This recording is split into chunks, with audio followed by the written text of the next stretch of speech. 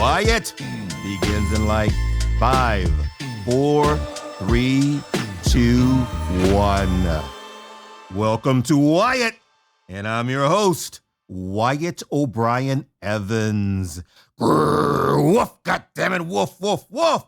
Ha, ha, ha.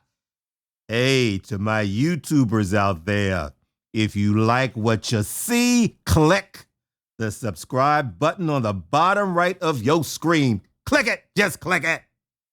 Click it. All right, now, today's special guest on Wyatt is the engaging Brian Bonds. And for over a decade, this in-demand adult performer has consistently delivered nuanced performances that freaking sizzle. And Brian walks us through his journey into porn and gives us the 411 on his starring role in Lux Studios' much-anticipated full-feature film titled Friends in Heat. And that drops this spring. The new Lux Studios is the creation of performer of the decade, Mr. J.D. Daniels, who continues to have a long and exceptional adult entertainment career. Mr. Bonds pulls up to the mic post-haste. And after the show, visit my online home, WyattEvans.com, the go-to destination for LGBTQ news, features, commentary, and entertainment. WyattEvans.com is visited by more than 100 countries on the regular. Yeah, baby. At WyattEvans.com is where you'll find my smoking hot, HAWT hot, Nothing Can Tear Us Apart series of novels. The current installment is titled Frenzy! Yeah, Frenzy. And it's full, just full of steaming masculine romance, intrigue, action, danger. I'm talking danger, y'all. And heaping helpings of erotic passion and plain old down-home steaming nastiness. And my listeners, get ready for the next chapter in the Nothing Can Tear Us Apart series of novels. It's called Delirium. I said Delirium. And it drops this winter just in time for Christmas. Makes nice Christmas gifts that you and yours can be by the fire and doing something in fire, just fire. A programming note. My sometimes part-time co-host, Madam Pussy Galore, Cock-a-doodle-doo, Drag Queen Supreme, is still on travel, but should return next week in all her glory. Oh, good golly, Miss Molly. All right, now, let's jettison in today's show. Wyatt welcomes an absolute legend in adult entertainment, Mr. Brian Bonds. And let me tell you something. According to the Adult Entertainment Broadcast Network, this gentleman, who began his porn career in 2010, has clocked in, and get this, 204 movies and 266 scenes. Now, y'all, that's freaking prolific. And if you look up the word versatile in the dictionary of porn, if there be such a publication, you'd see his face as the definition of the word. I mean, Brian has done it all: gay, straight, bi, and trans. And of course, he's performed for a slew of diverse adult entertainment companies. So without further ado, let's welcome Mr. Brian Bonds. Talking me, how the hell are ya? Hey, Wyatt, I'm doing good. How are you? I'm great. Listen, man, I have been wanting to interview you for a freaking hot minute. I mean, dude, you have such a storied career in the skin game, rather. And how do you respond to that? Now that you have just kind of said how many movies I've done, I'm just like, wow. And like also how many videos I posted up on just for fans, and all that's homemade content. I have like 200 and something videos on there, so it's like, God damn, I have like 400 plus videos out there. It's crazy. But yeah, still being in it this long, I'm kind of humbled that people still want me. Well, let me ask you this, Brian. Do you have, having done all of that work, do you have a certain scene or scenes that still strongly resonates with you, one that you have like a particular affection for?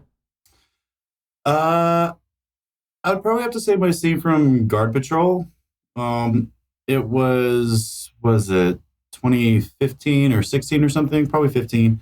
Whenever Raging Stallion moved out here to Vegas, and it was their first movie. Like all their stuff was just compiled all in the middle of this warehouse, and we just turned that into our set. And if anybody has seen it, then they know that I played a guy who broke in with a big bag of dicks. And yeah, okay. And I get caught by security guards, and then they fuck me, and then I get sorry, gotta watch the mouth. So yeah, the things happen, and I got to work with like three awesome superstars, because there's Rocco Steele. Everyone wants some Rocco, and then there was Mitch Vaughn, right, and David Benjamin. I wonder where those two have been. Yeah, because I haven't seen David Benjamin in a while. Yeah, I mean, sometimes people like come in, they get their fill of it, and then they just head on out. And another one that really sticks out to me, I know you probably only asked for one, but I'm giving you two, was the fisting scene that I did with Devin Franco. Because first of all, do a one-on-one with Devin Franco. It was a fisting scene, which we both enjoyed, and it was bareback. Oh my God! Like, what a change it is going from the industry being primarily condom, to switching over to bareback. It's been a lot. It's been a lot of crazy changes, a lot of good changes. Wow. Now I'm going to ask you about fisting later, because I got some questions. Mm-hmm. But anyway, before we really delve into your extensive adult entertainment career, let's take a trip through the corridors of time, my man, so that our listeners can learn all about your beginnings. Are you ready? I'm ready. Okay. Where'd you grow up? I grew up in Arkansas, just kind of bounced around Northwest Arkansas. We moved, quite a bit for my parents' jobs. And so I never really got it into my head to stay in one place, even whenever, as an adult. I just kept moving and moving and moving. And finished growing up somewhere around Little Rock in a little town called Bryant. From 13 until I became an adult. And there's not a whole lot to say. I mean, it's just a cute little rural town, just outside of a big city. It's about, what you can expect of it. Sorry.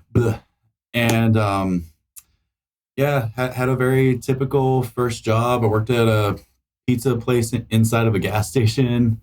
And okay, cool. Yeah. And then, I worked in fast food for a little bit until finally, like, I started working out, and I started getting, to the gym, just, seeing all the little changes.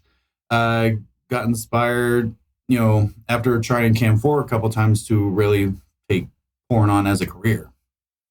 Okay. There wasn't really a whole lot out in Arkansas, but whenever I go back there, it's, I can go out to just about any club, and, it feels like I'm a hometown celebrity out there. It's nice. It's very cool.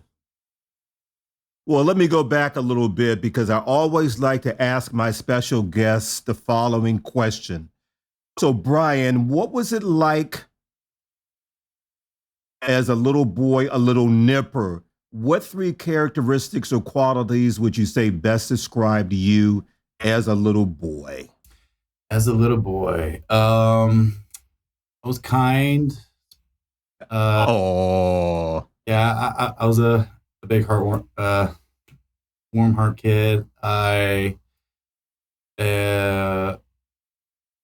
oh, see, I was kind. I want to think that I was funny, and I don't know. I was just a pleaser. I always wanted everybody to, just like me. I'll do whatever you have to, just to make you like me. So three main things. I just wanted to be liked. I try to be as funny as I can and just as kind of a person as I can. Well, man, that means a hell of a lot because we need more kindness in the world now. Mm-hmm. You know what I mean? Yeah, definitely difference between being nice and being kind. If you think about it, absolutely, that is certainly a difference. I'm glad you pointed that out. Okay, let's fast forward to your journey into adult entertainment. Now, just like you said, I believe you got into porn by doing Cam 4 shows after the gym just about every day. Mm-hmm. Now, tell us about that because, inquiring minds want to know about that. Well, part of the reason why I wanted to get into porn was because it's the fire that I needed under my ass to finally get in the gym to get, in shape. And so I figured, while I'm doing Cam 4 and introducing myself to the world, then I might as well just make it a fitness journey. And a lot of people, they definitely respected that. And so, I would just get home and, maybe shower, but either way, I'd just be in my underwear the whole time, Yeah. And I can't remember the order, but I think that I would get on and jack off and do, the adult thing. And then, for anybody who wanted to stay on and talk to me, they could. And then I would do that until I was done cooking. And, they would ask me like, so what's your workout? What's your meal plan? So, people definitely have seen my physical progression, happen from back in 2011. And I'm hoping that I was able to inspire people to, kind of do the same thing while getting them off at the same time, hopefully. Dual purpose. I like that. And then you got noticed by Jason Sparks, the renowned porn director, producer, and performer, correct? Yes. What was that experience like? Well, at first, I just saw him as one of the super shows on Cam 4. I would get on, I would talk to him. And, I was starting to contact him on Twitter and I think eventually text messaging. And, I sent him some pictures and a couple things like, almost there. And, eventually after like living off of my school and income tax money in the gym, like I went down to bare minimum hours in order to live at the gym. And then finally, I got Jason to watch one of my live cam shows. I got somebody to perform on there with me. And he's like, oh my God, I need to have you out. And so he then started to tell me about sex work outside of just doing porn. Because at the time, he was traveling around escorting and doing his cam shows on there on the road. And he was telling me all the ropes of that. And I'm singing, I didn't know I was going to have to do all this, but okay. And and he was traveling with this guy named Devin. That's all right. Go ahead. That's all right. But we'll just say Devin. And he eventually went home while Jason was still touring in Texas. And he called me up, while I was at work and said, hey, if I could fly you out tomorrow, you want to come out to like Houston or Austin or something like that? And I'm just like I had to take, again, I was at work, still had the drive-through headset on, and I go out to take a call, and Jason offers to fly me out to Texas to be able to travel with him, shoot shoot for him.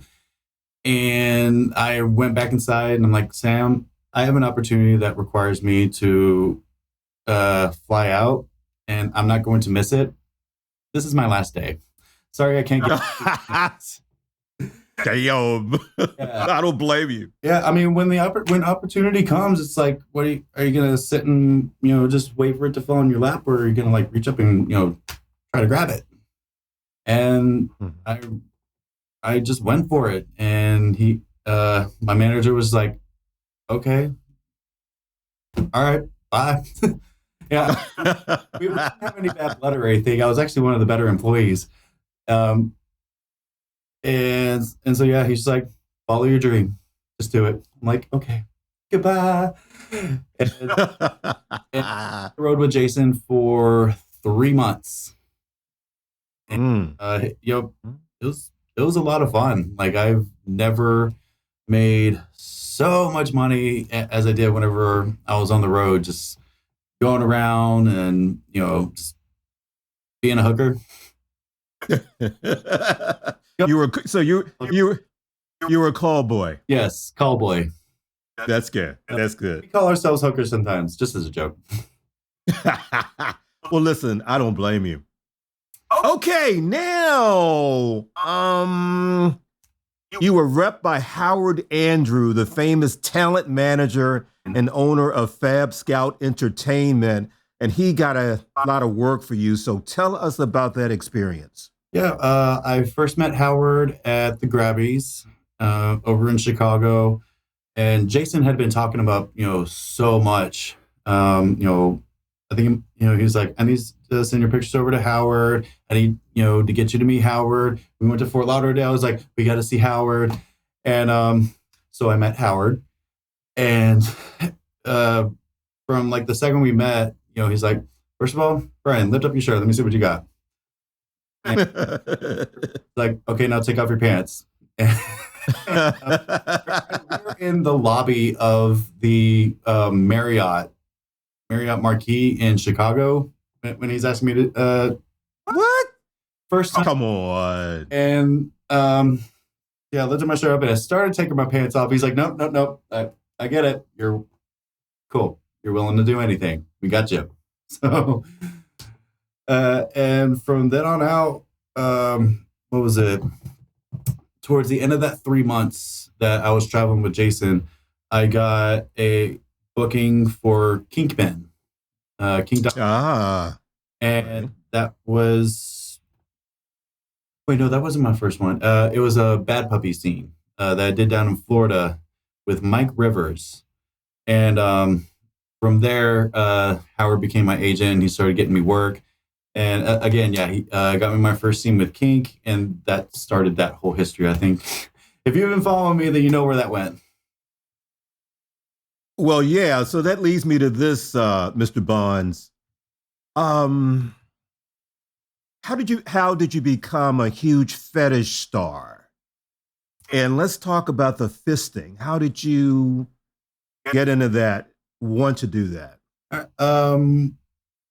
Well, honestly, I had like no clue that I even had any type of fetishes or kinks in me until I finally stepped onto the set. And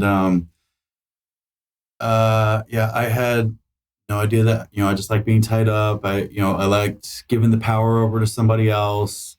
And, I became a pretty big masochist there for years. And, with fisting, wait, hold up. Let me go back. And with BDSM, that eventually, developed into like, that was my type of therapy that I felt like I needed. Interesting. Right. And it's, for me, it was like the same thing of like a Catholic confessional, except I didn't have to speak my sins. I just had them beat out of me.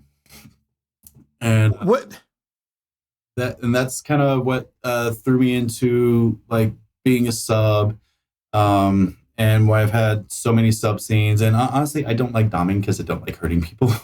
So I'm a very awkward dom, very awkward. Like the dom talk, no, it's just it for me.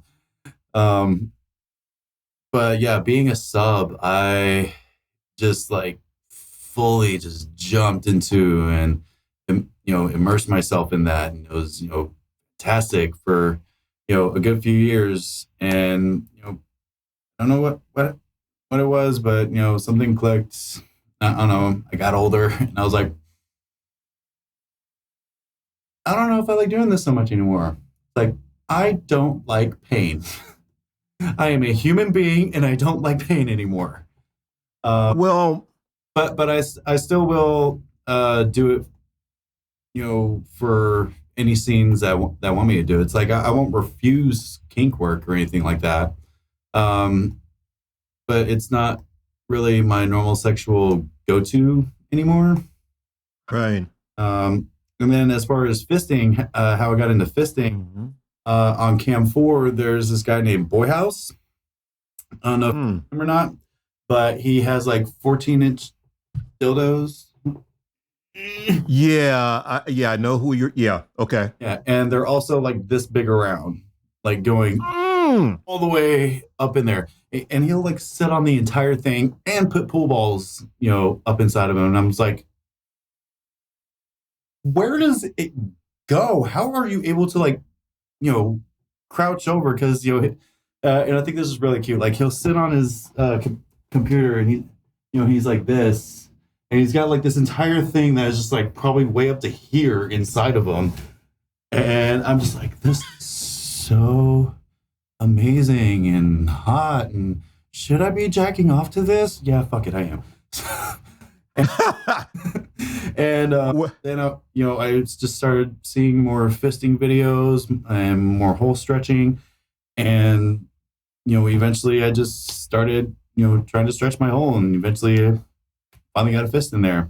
That first scene I tried to do it though, that was pretty hard, but second time back on set to get fisted, it was ready. Well, do you prefer being the wait a minute. The fister? Yeah, exactly. Thank you for that. And why? It's kind of hard because I always prepare to bottom. So if it's possible, it's like I didn't clean out for nothing. Let's go. Let's do it. Just get the J lube, slide it right in there. Once you get work, right, it's just like, oh yes. And then as a top, there's just like nothing, and like slopping up, somebody with J lube, and it's like you're putting your hand in, and then you go back and forth between your hand, your junk, your hand, your junk, and it's just like so there's I like both. Like you said, I'm versatile, so I don't. Okay, I got you. Let's move on to something else, Brian. In 2014, you were diagnosed with HIV. Would you mind telling our listeners how you felt when you received that diagnosis? Whenever I first, it was a little finger prick test that gave me my initial, yes, you have it. And I was just like denying the whole thing. I was like, no, because I'm afraid, I'm going to lose work. And we'll get to that in a minute. And then we went to, I don't know, somewhere in Broward County in Florida. And we did like the full panel, like 16 vials of blood. It's like, let's double check. Yikes. Sure. It wasn't 6 vials, but it felt like it whenever they're going. Yeah. And there was that initial shock, and then I was driving back to Arkansas, and I stopped off in Atlanta, got a lot of my stress fuckings out there, and then I went to there was a lot of good. Okay. And then, I know. Yeah. And then I went home to went back home, and my mom was like one of the first people that I told. And because she's, I didn't know what to do. It's like I just got diagnosed with it. It's like, okay, so I'll cry later, but for right now, you need to go to University of Arkansas for medical science. So it's like, yes, you're right. Priorities first, feelings later. And basically how we did. And though there was the night, I think probably even the night that I got home, I went to probably go like smoke a joint somewhere. Well, I went to the church parking lot and I just like sat there and cried. But the thing is, I wasn't asking what did I do. I obviously know what I did. I was having sex and I got HIV from somebody. And yeah, I didn't. I wasn't asking what did I do. I was asking, okay, what do I do now? And Right. I knew that I was going to have to tell my agent because I mean, a lot of people they test, so they're gonna find out eventually. And yeah, I had to tell my agent. I had to tell King.com. And at the time, I did have one TS Seduction and one Divine Bitches under my belt. And after becoming positive, they just wouldn't hire me anymore because straight bi and trans side, are positive guys. I mean, unless it's like other different circumstances, which we'll get to later. But yeah, sorry, drawing a blank. Come back. I have horrible ADD, by the way. if I see this, it's because like I'm almost being. No, you're good. I mean, no, I totally get it. Sorry, my HIV. And then okay. After that, then I just kind of figured, okay, well, I have HIV. I'm switching to bareback porn. Yes. And that's exactly what I did.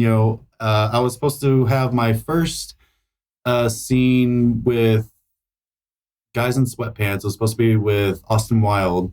My scene partner was supposed to be Austin Wilde, but yeah, it was his side at the time.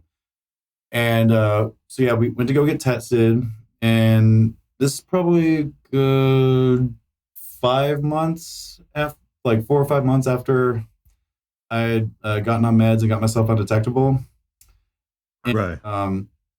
So yeah, we go in, we get tested, we come out, and it's like, all right, we're good to go. We're all tested. I already know my status, and just waiting on all the other results.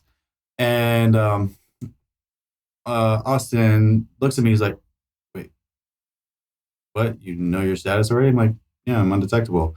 He's like, "Dude, I can't shoot you now." And I'm just like, "Why?" It's like, "Yeah, I can't shoot you because you're positive and he's negative. Even though he was on PrEP, he still couldn't put us together at the time." Right. I just kind of remember thinking, it's like, damn, HIV really, like, not only, did I lose 2/3 of the industry by trans and straight porn, but wow, now I was starting to feel, the loss of even a lot of gay work too. And so it's just like, whoa. Yeah. When I got diagnosed and just kind of started going through that, it's like it really just kind of put a huge downer, on everything. And I was excited for my first bareback scene to be with, with Austin Wilde stuff or with his site, but it wasn't. And not that I don't love this company, but it went to Treasure Island Media for like, we'll just say cheap. Right. So, yeah. That was kind of a lesson in, it's like, don't get your hopes up, kid. But oh man. But since then, especially with Just for Fans and the fans platforms, as I say, able to have a lot more control over our content, along with a lot of studios like Raging Stallion, switching over to bareback and then just doing all the proper paperwork. So we've definitely come a long way since, from whenever I was first diagnosed to where we are now. The stigma is just like slowly being chipped away at, which is great. because I have like of trans girls who are hitting me up to work, and I've had some trans and cis girls all not say no. So I'm just like, I just need to read a little bit more, or I just need to be educated a little bit more. Which to them, yay! I'm glad that was your decision. But there were still others that were just kind of like, no, my contract, my credit card company, my boyfriend, my website, and every reason under the sun why they couldn't do it. In other words, they were being pissy. Like, I just want to say sort of uneducated, because I mean, if you're going to get into sex work, you should know about everything. Expect to catch everything so you're prepared for it. Well, I'm really glad that you rebounded and you've got some new work, because you are going to be the star in Lux Studios production. Lux Studios is the creation of Mr. J.D. Daniels, the performer of the decade, and you will be in the much anticipated full feature film Friends in Heat, which drops this spring. So look, let's talk theme, plot line. Who else is in it? I want some details here, my brother. Jake Waters in it. Justin's coming. And honestly, I'm very, very happy and honored and pleased that JD has let me kind of take the reins as like the I guess the lead character. Because I've never had a lead character role before, so thank you, JD. Really? Yeah. Wait a minute. No, take that back. A Lucas movie called Breeding Prince Charming, but that was years ago, and I didn't even get bred in that movie, except by myself.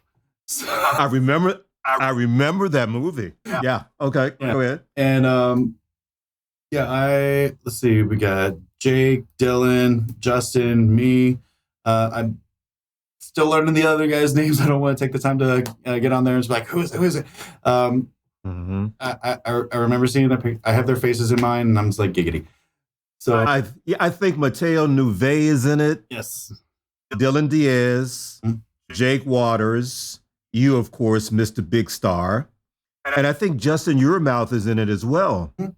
Yeah. Okay. Yeah. Justin and I, if you've seen the Twitter, we have a bunch of BTS from the scene that we did. It was a very fun shoot. I've worked with Anthony Duran and Jason Mark, both in front and behind camera. And so I know that they're a great team. They're great for having, their pictures are great. The video, everything that I've seen so far, both from what we shot with Lux and in the past, it's, they do really good stuff. So JD has a really good team, who are giving him the product that he wants to shoot. JD was great. He kind of stuck to being he was doing a lot of social media. He was doing a lot of BTS stuff, and it was so cute just kind of seeing him running around and just being it's his studio. It's his. I know that excitement of having your own studio and you're just like running around all excited, and I'm just like, oh, I was there too. Oh, well, I've interviewed Jake Waters, Dylan Diaz, JD, of course, Justin Urmouth, who is the Lux executive brand ambassador and exclusive model. So you got some really good company in that movie. I'm excited for it because I have yet to work with Jake on camera, but I have been a production assistant for movies that he's been in. Very sexy boy. And, Dylan, he's my buddy. I love my Dylan.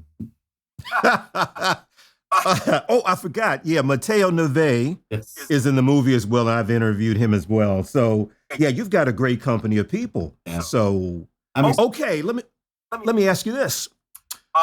When I interviewed J.D. Daniels not too long ago, he stated that some of the elements that make Lux Studios stand out from the rest of the pack is that Lux Films have that iconic Hollywood feel and vibe, along with strong, compelling stories that truly resonate with viewers. What do you think about that? I think it is great that he's trying to bring back these classic looks. You know, smooth body. He's basically bringing back what it should feel like to be porn star. What bringing back people who are giving us the kind of the retro porn where everybody's nice and smooth, maybe a stash, and just very neat, clean hair. Basically, what Falcon used to be. And for the story, I enjoy a good story in porn. And what we've done so far, I don't know. I enjoyed the hell out of it. It seemed like a very relatable role for me to play. I would come and pick him up if we needed to. Yeah, if I saw a friend with a home gym, I would start working, working out there. So yeah, they definitely picked a very good, easy role for me to have. So thank you for that. And I can't wait to see what's coming up. Been on the set for a lot of really big movies like Timberwolves 2 by Raging. So yeah, I've seen and been on set and been in a lot of big storyline movies like those, and it's a tough market, and I really hope that JD that we pull through, that his vision of having that big classic porn star look, shaves, tan and everywhere. And so I can't wait to see him sort of bring that back out. Well, tell us, what's your story? I mean, what are you doing in the movie, if you can tell us? What's your storyline? Well, so far, I don't think I've got the whole script just yet. Okay. But of course, I don't mind waiting until like the week before. Right. We shoot again. But my character is, from what I can tell, just a really good friend. The kind that'll come pick you up, help you move. Oh. So I definitely know my character, like, and what his role is in the movie. We'll just have to find out. My listeners, Friends in Heat, upcoming from Lux Studios with Mr. Brian Bonds. Title, Friends in Heat. I know. No, wait a minute. I heard that, and I don't know if it's true or not, but I heard that Friends in Heat will be your last movie. You're retiring. What's going on there? Well, after I'm now in my 11th year of doing porn, I have been trying to focus more on, sort of moving behind camera and, doing stuff that doesn't necessarily require having to keep on top of your body, having to, keep on top of your, whatever you're eating. So I've been, constantly learning more and more. And the more I learn about behind camera, the more I feel comfortable, staying behind camera. So I'm going to try my hand later on in maybe directing again. I do have a little job. We'll call it my trial period. Where I'm going to be directing a few things. And nice, man. Yeah, so I'm happy to kind of give my hand at that. I also did have my own studio again, so I know where the JD's excitement is coming from. So I did try my hand at that, and it didn't quite work out, but maybe if I work for another company instead of myself, then I can use their money to shoot all this stuff. Well, you know what though? The important thing is that you tried, and a lot of people don't do it. Yeah, I mean, You know.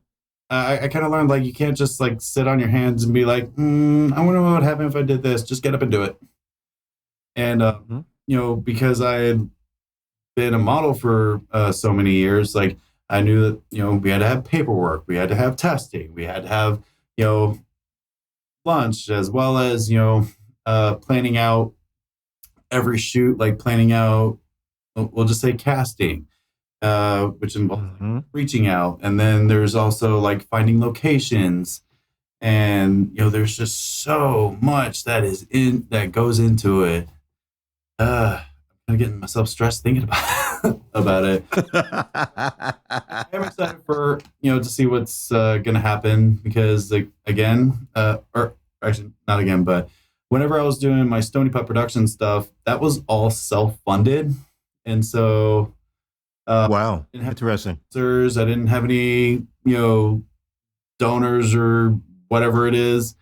I literally just, whatever I made from being an escort to whatever I made being on set, offset, my money went into it, which is probably why I didn't last very long, because I didn't have a lot.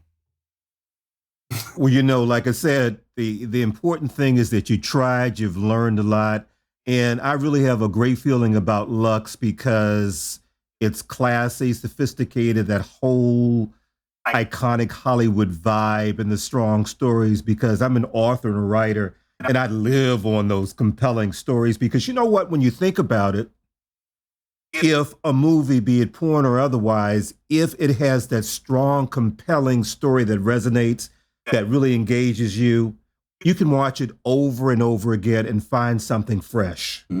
So I think that's what Lux is all about. But again, you don't have to. What what the rest of the movie's going to be like, and not only just the rest of the movie, but everything that comes after it. There's so many different. He's got a lot of opportunity going for him, and I can't wait to see what's going to be happening. Well, with you and Friends in Heat, my friend, it's going to be a blockbuster. I hope so. Let me ask you this. How can we grown folks, keep track of you, your social media, website, all of that information?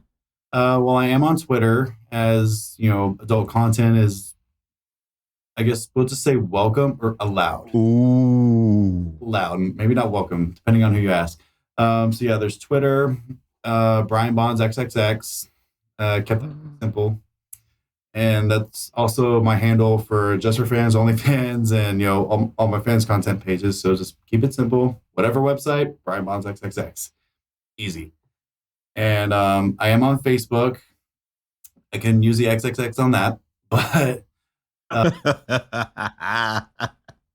so yeah, I'm on Facebook under Brian Bonds, and right now I am on Instagram, but my account is hacked. Oh, wait. Yeah. My listeners, listen, last weekend, Nigerians hacked my freaking account. Yeah, so what my social media team did was just create another account. So it's Sir Wyatt Official, and this is going to be even better. But I was so pissed, It is such a pain in the ass. Yeah, and I feel you. Like I went through all the little steps, report that, or try to reset your password. Oh, you can't. Well, it's because somebody else put their phone number and email address where mine is supposed to go. I'm like, yeah, no, right. So that makes the process even longer. So it might be a couple days before I have it back. Until then, I don't know. People can just like mute me because I'm like trying to sell them Bitcoin or something like that. It's like, well, so did you really make 10K in like 4 hours? No. Oh, I wish I could just have 10K period. Yeah, you and me both. Well, listen, we will find you wherever you are. So I'm very loud. Yeah. Everyone will see it. Well, Mr. Brian Bonds, I've wanted to interview you for a while. Thank you for stopping by. Wyatt, you got to come back. Of course, thank you for having me. It was a pleasure being here. So there you have it. You can find the official Wyatt podcast page on WyattEvans.com. The official hashtag is Wyatt on Air. And if you want to be a guest on Wyatt, or you just have comments, email me at WyattOnAir@gmail.com. And you can follow me, Wyatt O'Brien Evans, your host, on Facebook.com/Wyatt O'Brien Evans, on Twitter at Mr. Woe, MISTERWOE, and on my new Instagram at Sir Wyatt Official. And that is SIRWYATTOFFICIAL.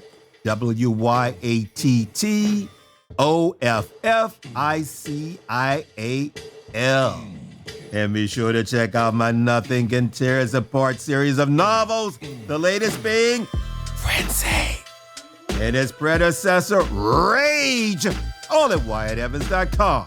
So until next time, y'all, woof, goddammit, woof, woof, woof, arf.